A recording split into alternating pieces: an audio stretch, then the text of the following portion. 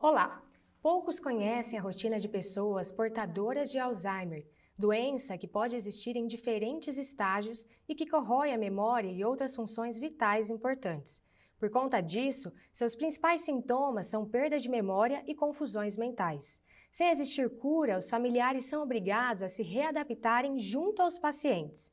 No livro-reportagem Sorriso Sem Lembrança, produzido pela jornalista Gabriela Catã, em seu trabalho de conclusão de curso na Universidade Presbiteriana Mackenzie, ela acompanha 4 personagens portadores da doença de Alzheimer, sendo um deles seu avô, na luta para conseguir manter uma rotina tranquila, mesmo com tantas mudanças e um novo estilo de vida. A doença de Alzheimer é o assunto do MAC Entrevista de hoje, e Gabriela Catã é a nossa convidada. Olá, Gabriela, seja muito bem-vinda. É um prazer tê-la conosco no MAC Entrevista. Olá, o prazer é todo meu, fiquei muito feliz com o convite. Primeiramente, eu gostaria de saber como é que nasceu esse projeto, esse tema de TCC. O meu tema de TCC, na verdade, ele nasceu sem querer, assim. Eu sempre fui muito ligada com o meu avô, a gente sempre teve uma relação muito forte, assim, desde criança. E quando ele começou a ficar doente, eu não conseguia aceitar o fato de ele não existir mais, né? Ele ser tomado por uma outra pessoa e uma outra personalidade, que é o que acontece geralmente quando a pessoa ela é diagnosticada com essa doença. Então, por muito tempo eu me revoltei, eu fiquei sem conseguir aceitar e eu ficava brava, eu chorava. E aí eu comecei a ver que isso não ia mudar nada e não ia fazer com que ele voltasse, ou também não ia me ajudar a conseguir aproveitar o pouco tempo que eu ainda tinha com ele. E aí eu comecei a tentar olhar essa doença de uma forma diferente, assim, do que geralmente as pessoas olham. E atrelado a isso, eu comecei a escrever e contar minha rotina, assim, tanto para os meus amigos quanto nas redes sociais. E eu falei, eu vou fazer meu trabalho sobre isso, porque eu acho que o trabalho de conclusão de curso, assim, ele é um tema bem... É difícil, não vou falar que é fácil, assim, porque você já está ali no seu limite, você às vezes fica muito nervosa, então não faz sentido você fazer alguma coisa que você não coloque seu coração ali. E eu particularmente sou uma pessoa que tenho dificuldade de trabalhar com alguma coisa que eu não estou entregue 100%. Então eu juntei as duas coisas e tive a ideia de escrever sobre esse tema. Qual foi o seu maior intuito com esse trabalho? Você acompanhou 4 personagens e o que você queria compartilhar da vida deles para com o público? Quando eu comecei a entender o que era o Alzheimer, eu busquei muitos relatos e eu só encontrava essa parte mais científica, vamos dizer assim, de falar, a pessoa perde a memória e a pessoa não consegue mais fazer nada e as funções motoras dela não funcionam mais. E aí eu ficava olhando e falando, convivendo com meu avô e falando, tá, isso tudo acontece, mas e o outro lado, sabe? E ninguém fala sobre isso, então eu vou falar.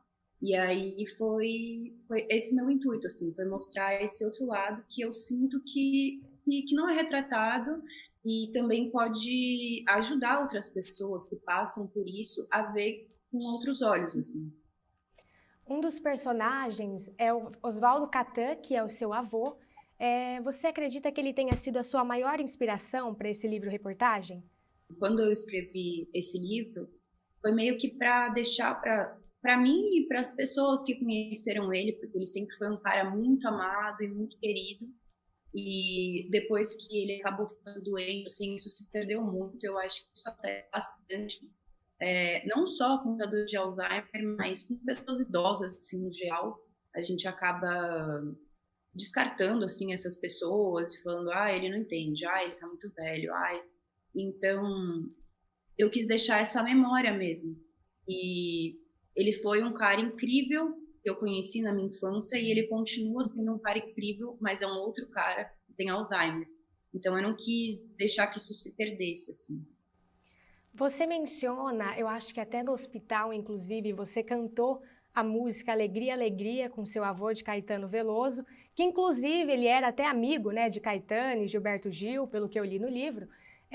Você acredita que essa era a sua maior forma de conexão com ele? Foi muito sem querer, na verdade. Um dia eu comecei a cantar perto dele e eu vi que ele parou e prestou atenção, porque as pessoas que têm essa doença, geralmente, elas vão ficando muito aéreas, né?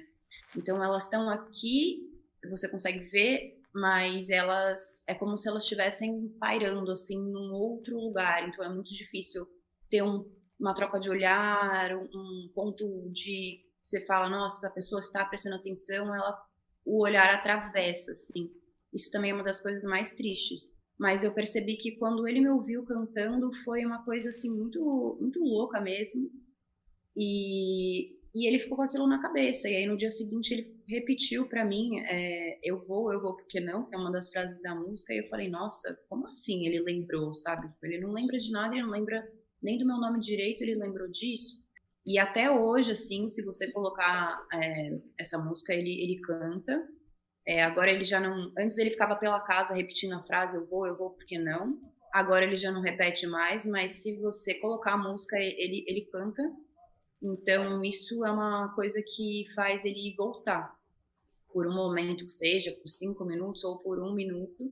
E aí eu percebi que essa realmente era uma fonte de me conectar com o meu avô que não existe mais.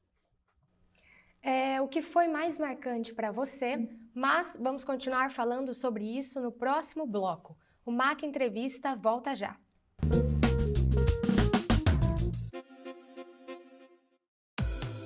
Há quanto tempo você não visita uma livraria? Ou uma biblioteca? Que tal fazer isso hoje? Dê uma volta, mexa nas prateleiras e encontre um livro para ler. Aproveite esse dom que nós temos, o de compartilhar histórias e ideias. Leia mais.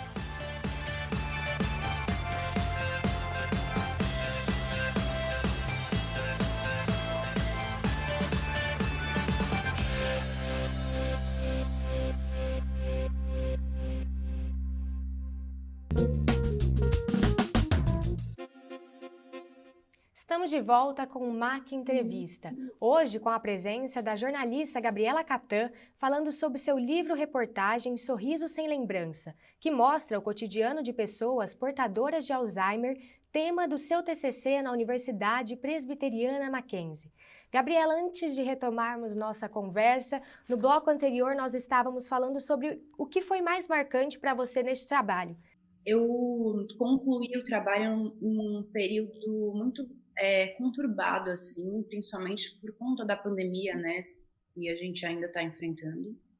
Mas ficar presa em casa, né? Com a minha rotina e cuidar do meu avô e, ao mesmo tempo, viver toda essa loucura que todos nós ainda estamos vivendo e ter que conseguir tirar um tempo para olhar a situação de fora ou como terceira pessoa ou escrever com aquele amor e aquela empatia, assim, nesses últimos momentos do livro, assim, foi muito desafiador para mim, porque eu tinha que me manter muito sã para poder falar sobre isso, né? E por mais que eu me esforce muito para tentar ver a situação de uma maneira amorosa e carinhosa, é um desafio muito grande mesmo, assim, conviver com uma pessoa que você ama e que não está mais ali enfim, eu cuido diretamente muito dele. A gente tem uma ligação muito forte, como eu já mencionei no começo, então ele acaba dependendo muito de mim para fazer tudo.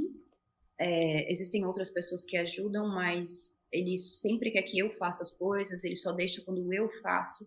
Então foi muito desgastante essa parte de conviver com a minha rotina e ao mesmo tempo ter que estar sã para poder escrever sobre outras coisas e outras vivências. A parte de ter que acessar diversas memórias e diversos momentos também foi muito complicada. Eu fiquei muito orgulhosa de ter conseguido terminar esse livro, porque minha orientadora, vários momentos eu falava, eu não vou acabar, eu não consigo, não dá. Então, ao mesmo tempo que eu tenho um orgulho muito grande de ter conseguido concluir o trabalho e do que eu consegui fazer, do que eu consegui mostrar, eu acho que eu fiquei muito satisfeita mesmo com o meu desempenho em relação a isso, com o jeito que eu mostrei as histórias de cada personagem, mas eu fiquei mais orgulhosa ainda, eu acho que de saber da força que eu tenho, assim, para conseguir enfrentar tudo isso que eu enfrento e que eu sei que outras pessoas que eu cito no livro também enfrentam, e, enfim, foi um grande desafio. Foram histórias bem profundas desses 4 personagens. E das personagens, que era Maria Alice, ela morreu enquanto você contava da história dela. Como é que foi isso para você? Terminar de escrever essa história de uma fonte que você estava acompanhando?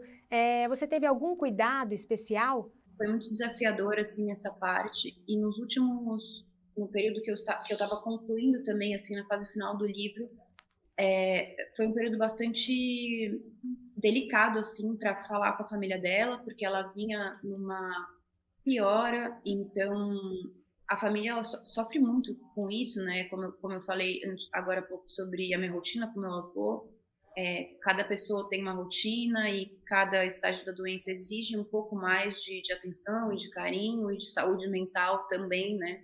Então, foi muito difícil dosar isso e não ser invasiva na hora de conversar sobre o assunto. Eu fiquei bastante tempo sem conseguir contatar mesmo a família dela, entender, sair um pouco do lugar de jornalista e me colocar no lugar mesmo de ser humano, de falar, eu preciso ter empatia, eu preciso terminar meu trabalho, mas, assim, eu não posso invadir esse espaço. Então, isso foi bastante desafiador e foi muito triste, assim, perder ela durante esse processo de escrever o livro. Foi muito triste porque a família, você acaba criando um vínculo. Foi muito triste por saber que poderia ser qualquer outra fonte minha. Então, e ao mesmo tempo que foi muito triste, assim, eu acho que a morte, ela faz parte, é do ciclo natural da vida. Eu também falo sobre isso no livro. E a gente tem que aceitar, né? Porque é a única certeza que a gente tem. Então, ao mesmo tempo que eu fiquei muito chateada, eu precisei continuar, tanto é que eu precisei ir atrás de outra fonte. E isso também, de certa forma, foi um combustível para eu conseguir acabar o meu livro, porque eu falei, e se for o meu avô e eu não consegui concluir isso, sabe? E se for outra pessoa e eu não consegui concluir? Então, tem os dois lados da moeda, claro. Eu fiz questão de falar sobre isso no meu livro. Eu pensei muito em não falar sobre a Maria Alice e falar, não vou contar nada disso e vou colocar outra personagem. Mas no final eu quis fazer essa homenagem para a família dela. Eu acho que é importante falar sobre isso e eu acho que eu consegui também mostrar, né, esses últimos momentos dela na vida e deixar registrado no meu livro. Em alguns momentos do seu livro, você até mencionou agora, né, sobre a rotina desses personagens que são bem intensas, diferentes. Você escreve algumas cartas sobre os familiares, que a vida deles continuam. E como é conviver com uma pessoa com Alzheimer? Você mesma que tem uma proximidade com o seu avô. É bastante desafiador, né? Então, eu acho que eu trouxe as cartas para o livro porque, em paralelo com isso, eu sempre gostei muito de escrever, né? Então, assim, sempre teve na minha rotina ter diário e falar sobre qualquer coisa, assim, que eu estou sentindo. Eu acho que é uma forma que eu encontro de escapar, às vezes, ou colocar para fora o que muitas vezes eu não consigo falar, o que eu acho que as pessoas não vão entender. E eu acho que a gente precisa desses momentos, porque conviver com uma pessoa que tem Alzheimer, você acaba ficando 24 horas nessa rotina, porque a pessoa precisa de você o tempo inteiro e para fazer tudo, e você não pode deixar um minuto sozinha. Então é quase que uma criança, só que geralmente a criança ela vai escutar o que você vai falar e na maioria das vezes vai entender ou vai te respeitar, né, dependendo também da criança, mas uma pessoa que tem Alzheimer, não.